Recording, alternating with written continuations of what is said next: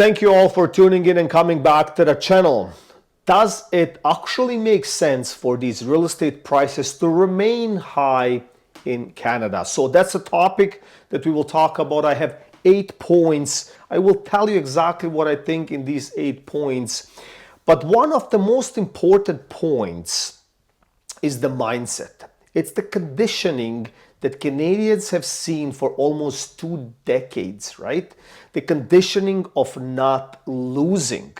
And it hurts, right? Because now, after 2 decades of being strong and positive and lucky and never missing, now they're kind of slowly feeling the pain, but it is hard in their mindset to change that, to make that shift, because they will rather stay in the bubble for as long as they can, hoping that someone will knock on their door and solve their problems, right?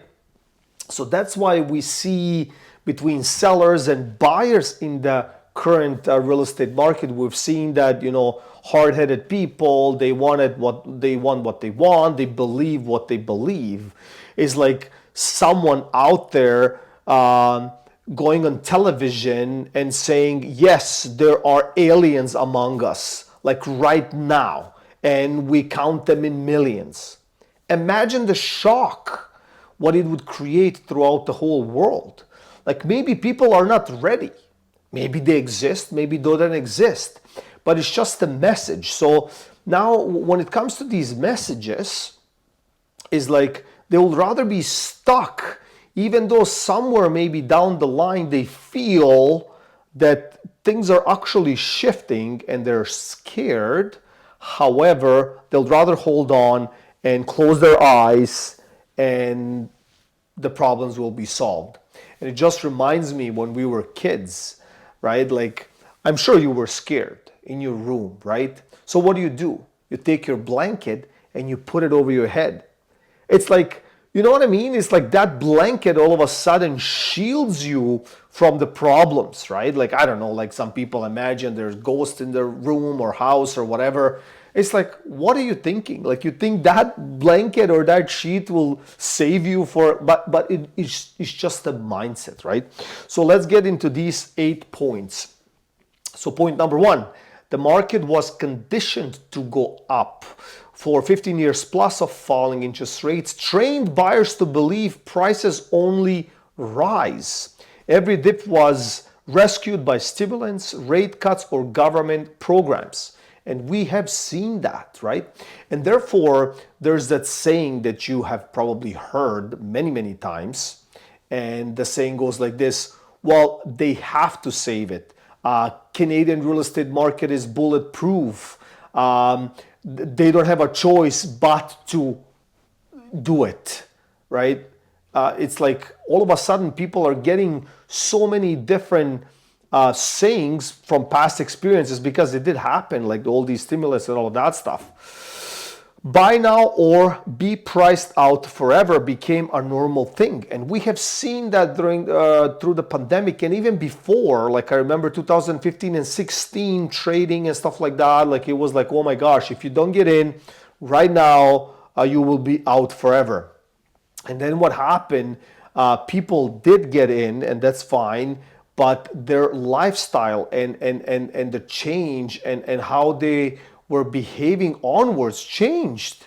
Think about it, because everything that they have ever worked for, made, earned, was going towards a household. Because if you were renting at that time, or if you did not own, like, you were like, what's going on? Like, you're like poor. People would look at you differently, right?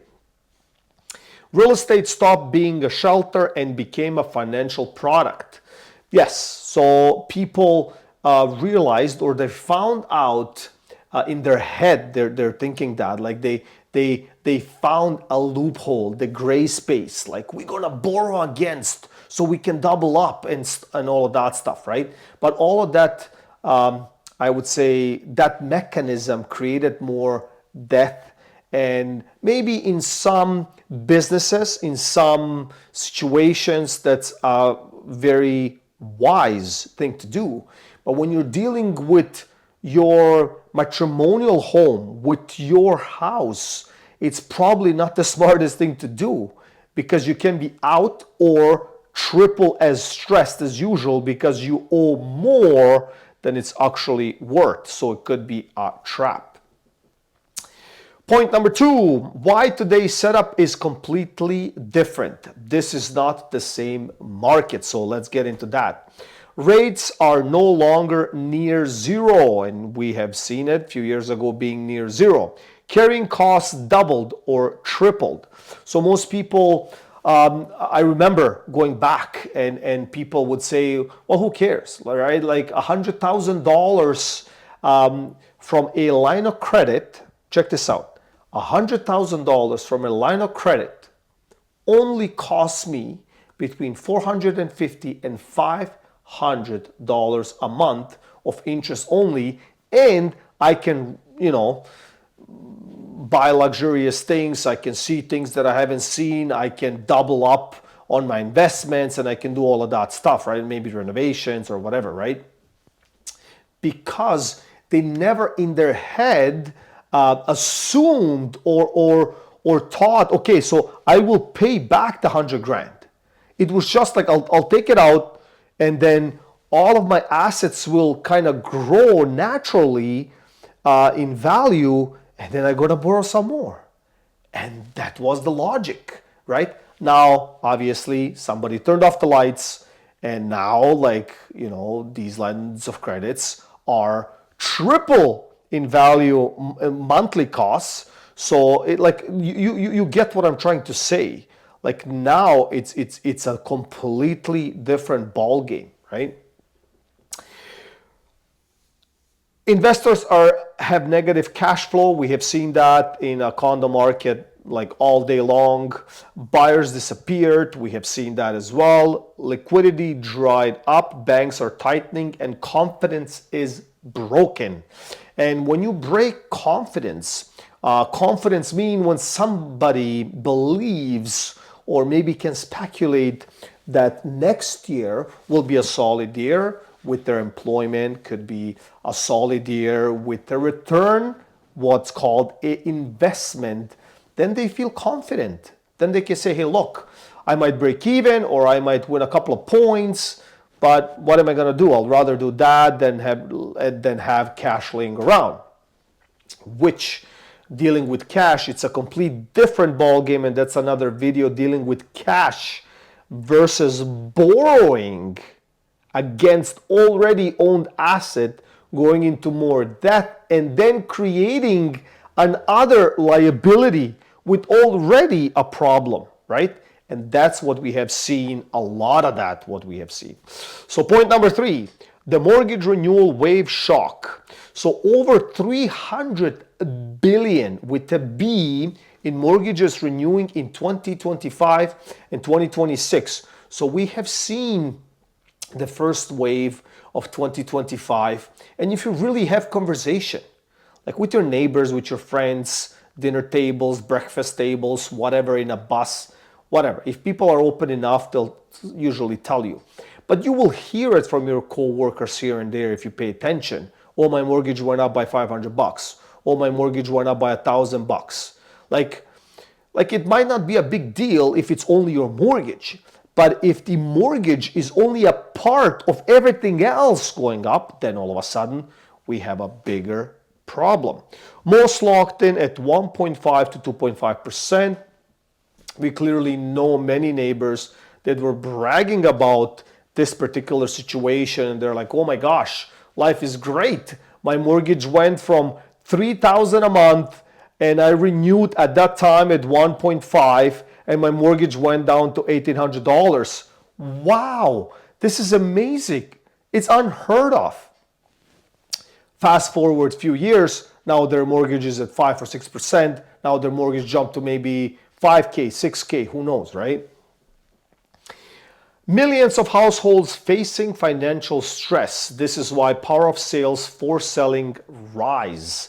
Yes, many people wait till the last minute because could be just the shame A lot of people are basing their decisions based on shame. Oh my gosh, like I don't want to lose my house. What are my parents going to think about, or what my neighbors are going to think about, or my friends, or am I losing the value all of a sudden in some of these circles because I'm not living in a certain particular community and all of that baloney, like, you know what I mean? That doesn't make sense whatsoever, but that's just reality, right? Because think about it.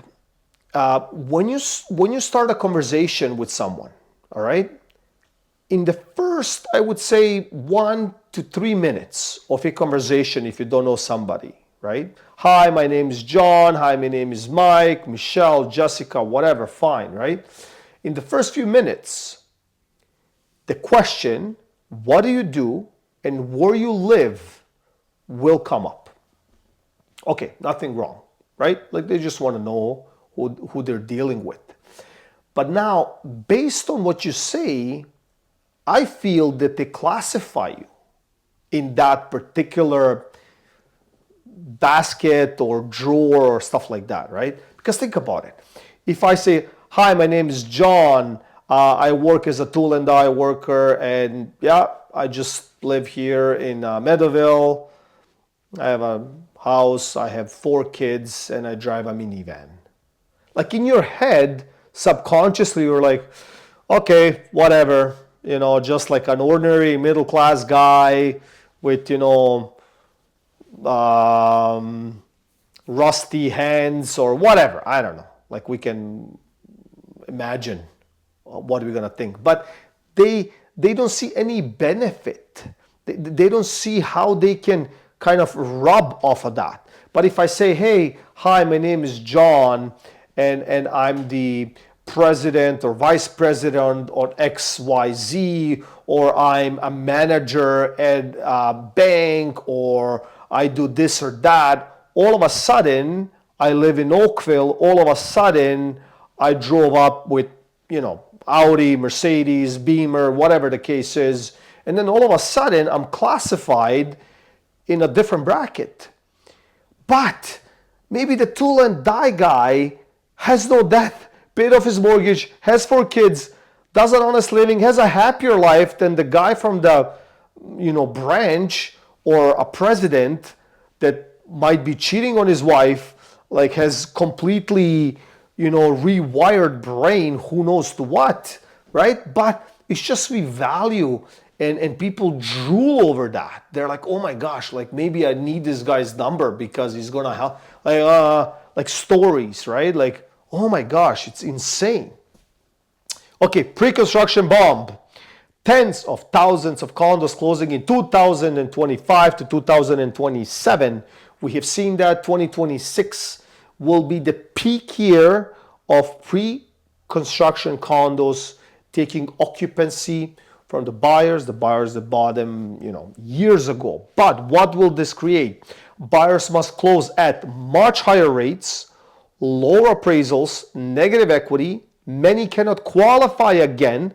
Investors are walking away, lawsuits exploding, and developers canceling projects. So I know I said a lot, but at that time of pre-construction purchase, could be 2020, 2021, 2022, whatever, right? Because it takes a few years for these projects to be completed.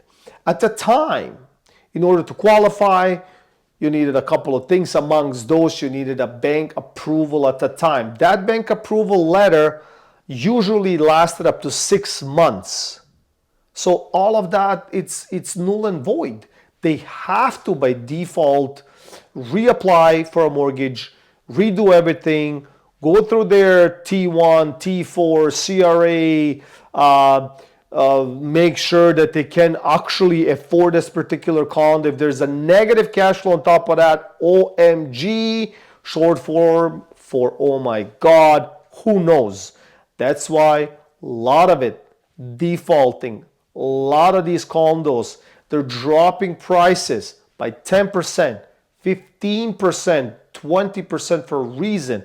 They just want to get out. They don't care about their down payment. They just need out at this point.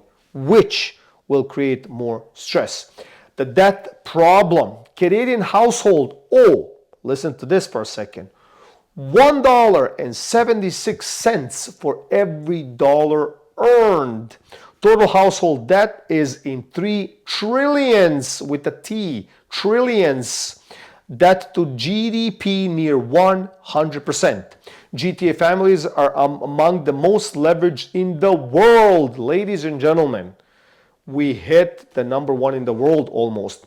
HELOC debt just hit 179 billion, 13-year high. People are using home equity to survive. I kept saying this for years and years and years, and now we're getting into the bottleneck situation where absolutely most of the people being in this situation have to actually wake up, right? And it's, you heard this probably, right? Like if you put a frog in the boiling water, the frog will jump out because it hits you hard, like you jump out. But if you place a frog in a normal temperature water and you keep boiling it slowly, that frog will say, oh my gosh, it's just a little bit warmer and a little bit warmer and a little bit warmer until that frog boils and it's dead. That's it, right? So it's like it for some reason there are many households and many families that are sitting in that boiling water, and it's okay, a little bit more pain we can handle, a little bit more pain we can handle, a little bit more pain until there's no more pain to handle. Like you're done, right? It is unfortunate, but that's what it is. The affordability reality. Average income cannot support $1 million homes, 6% mortgage rates, down payment exhausted. Parents already maxed out helping their kids with the student loans and everything else. And on top of that, they just have to worry about their own retirement plans and their own well-being. So everything is getting kind of tighter. Rent inflation, late family formation, which is a big one. By the time everyone finishes all these schools and everyone gets into these student loans and everyone goes to school without a guaranteed job in the future, and who knows, like we're opening another can of worms. Ladies and gentlemen, artificial intelligence, whether you like it or not, is going to eat a lot. And I know what you're going to say. Hey, look, we had these exponential growths with so many different inventions and this and that and the other throughout the history. And I absolutely agree with you. But one thing that I will not agree, artificial intelligence is completely different. It's replacing you directly, right? And maybe I would say that this is just my belief. If we had that transitioning period that was like, 100 years long or 200 years long, I would say we have a shot, right? Because we're going to inherit these AI tools, but we're going to evolve to the other side and we're going to learn how to implement that properly. But guys, this is going exponentially, like very quickly. If you talk to anyone who is in this IT, artificial intelligence space, they will tell you the growth is insane. And most, I didn't say this, but most people with the high IQ or high knowledge say we're in trouble. That's basically what it is. Rates stay high, renewals crash, households, investors exit, youth can buy, debt is maxed, supply keeps rising. Who is supposed to pay today's prices? Well, that's just the question. And I ask myself this all the time. I mean, yeah, people are selling, I'm happy for them. People are buying, I'm also happy for them. I'm happy for the agents, I'm happy for everybody being involved and making a coin out of it and being happy. Hey, look, if you're happy buying, you're happy buying. Like what are you going to do?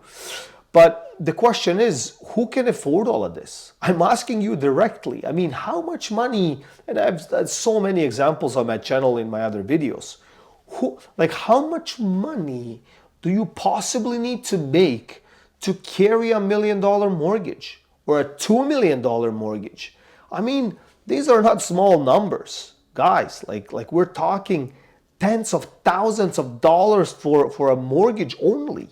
Like, this is not chump change. So what kind of business do you need to have or own or be in, especially in today's time and age where there's a lot of uncertainty?